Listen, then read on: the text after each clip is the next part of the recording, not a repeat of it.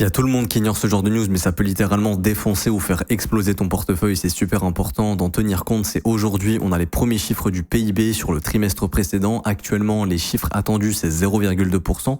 Autant te dire qu'ils sont vraiment pas bons puisque les chiffres du PIB précédent, c'était 2,4%. Donc ça voudrait dire que le PIB américain est vraiment en chute libre. Et si c'est le cas, ça pourrait confirmer les tests de récession et ça, les marchés pourraient ne pas apprécier.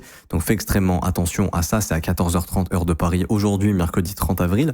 Et également, on aura le corps PCE. Et en fait, actuellement, ce qu'il faut comprendre, c'est que la Fed ne peut pas baisser les taux d'intérêt parce qu'elle a peur que l'inflation reparte à la hausse à cause des tarifs de Trump. Sauf que pour le moment, ces tarifs sont en pause et la Fed ne peut pas vraiment mesurer l'impact que ça pourrait avoir sur l'inflation avec des chiffres réels. Par contre, si l'inflation diminue et que le PIB diminue, là, ce serait super positif parce que ça permettrait justement à la Fed de rebooster l'économie et ça, les marchés vont apprécier. Par contre, si la Fed maintient son discours, Jérôme Powell nous dit que l'inflation persiste et que malgré la chute du PIB, pour le moment, c'est pas dramatique parce que le marché du chômage n'est pas en hausse, etc.